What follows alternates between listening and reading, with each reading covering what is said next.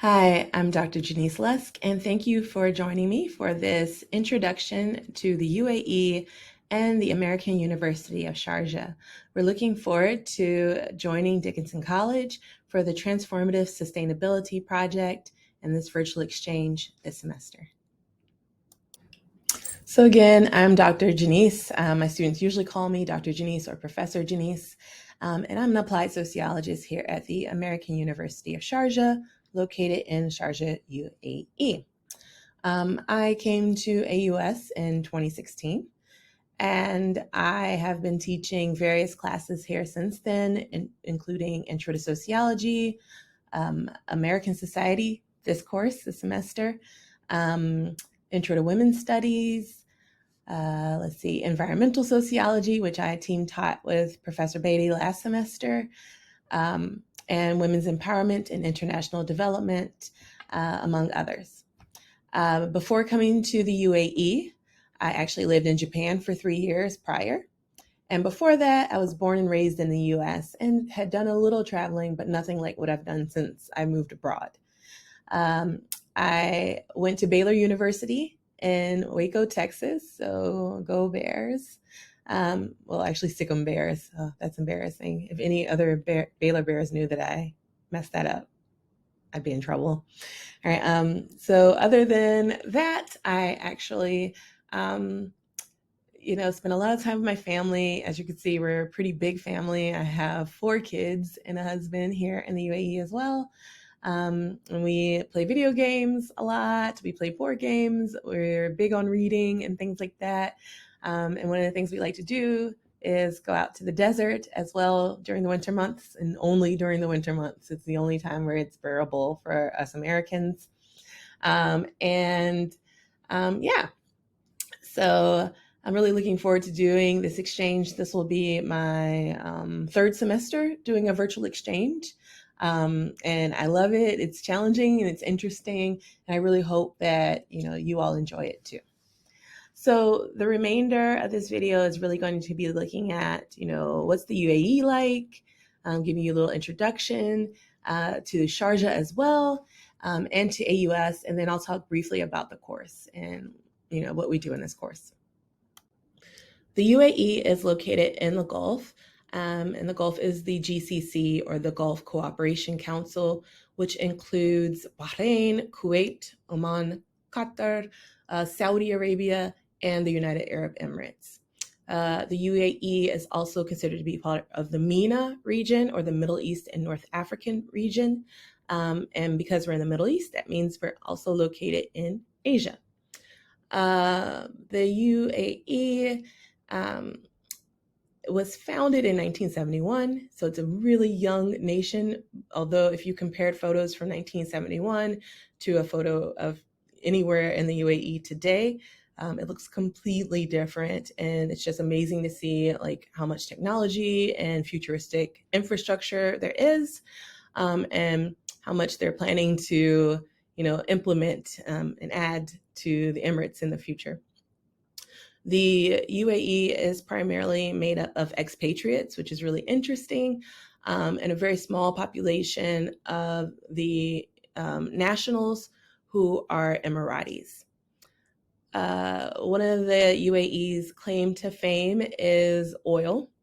But before that, the UAE, had a lot of other industries, including, agriculture, and also one really huge cultural point would be pearl diving, like in Dubai. The UAE is a Muslim nation, and so a lot of the observances and laws center around this religion.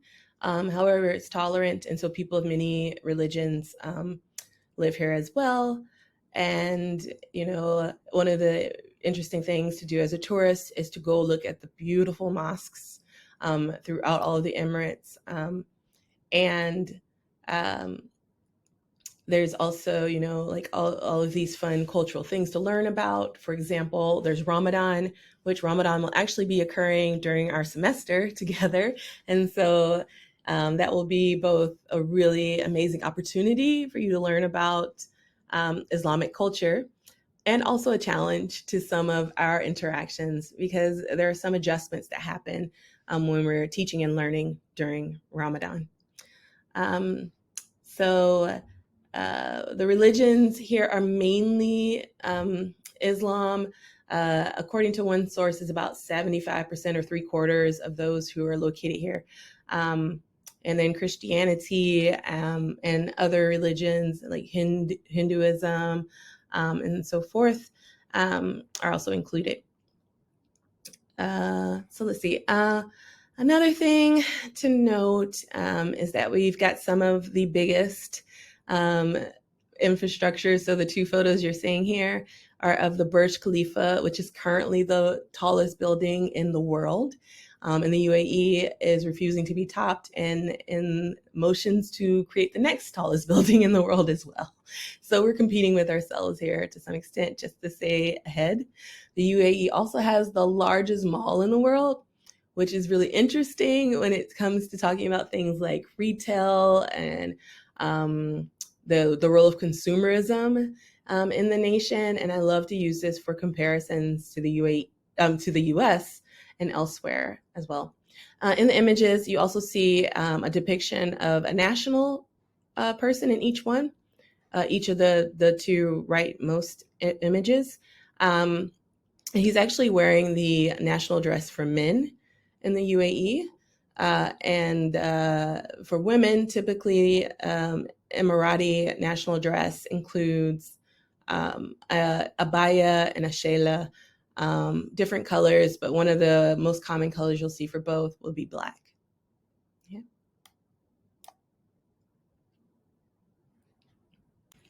So remember when I said that the UAE had a huge expat population? Yeah, it's gigantic. Expats make up 88% of the UAE population. Actually, the Emirati nationals only make up 12% of the population. But that doesn't mean that the expats are running the show at all. The Emirati nationals are very much involved in all of the governing and everything. In fact, the UAE does have a monarchy. So each emirate actually has its own sheikh. And in addition to having like parliament and ministry cabinets and things like that, there are rulers, basically, who would be an equivalent of a Western king or head of state. And so, there's definitely a ton of diversity here. I mean, like even compared to some of these other nations that are known to be like very global, the UAE is like huge, topping the list. So when it comes to the populations living in each emirate, the numbers vary a lot. Dubai has the most people located there, and a lot of those people are expats, followed by Sharjah, Abu Dhabi, Ajman, and then the smaller emirates like Ras Al Khaimah, Fujairah, and Quwain. This doesn't mean that only Dubai has anything to offer. Each of the emirates has its own personality. For example, Sharjah is known as being like the cultural and heritage hub for the UAE. And actually, I wouldn't count too much on those numbers. These estimates are all varied, and I'm sure they're not up to date. I don't think that Sharjah anymore outnumbers Abu Dhabi, but it just kind of shows you that Dubai is where a lot of people are actually like located and residing. When we look at the huge expat population in the UAE, the majority of folks are from the Asian continent, and not many Westerners, actually, relatively speaking. So you can see the breakdown here, and you can definitely look at this up and get more information. Again, these are kind of outdated as well because our population has grown quite a bit. So again, Sharjah is known as kind of the cultural hub. There's a lot here that's dedicated to culture, heritage, Islamic studies, and just learning all together. AUS is actually located in Sharjah, but in University City, where some of the top universities in the country are located and most competitive. The American University of Sharjah is actually headed by our ruler, along with some of the other institutions that are surrounding us, like the University of Sharjah and others. And so he actually puts a lot of energy and emphasis on, our institution personally. Sharjah is very diverse. We again have some of those beautiful examples of architecture, like the mosques, like the different libraries and museums that are available as well. And you can see that there's a huge commitment to sustainability in Sharjah as well. So we have a lot of these spaces that have been either sectioned off and reserved, or created in order to increase our interactions with our environment as much as possible. One of the things that many of us like to do, particularly at a time like right now in the winter here in the UAE, is go out into the desert, have cookouts, stay out and have a fire going, look at the stars.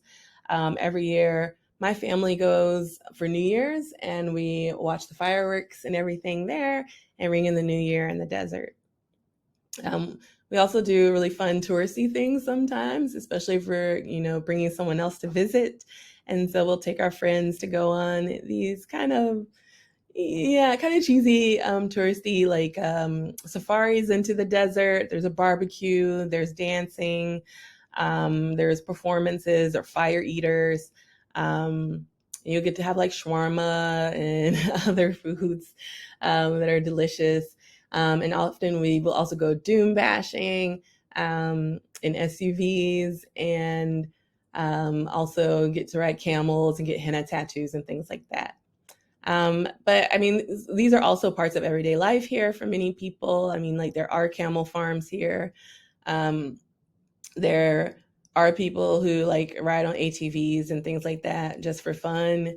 Henna tattoos are not just for tourists, they are a part of the culture.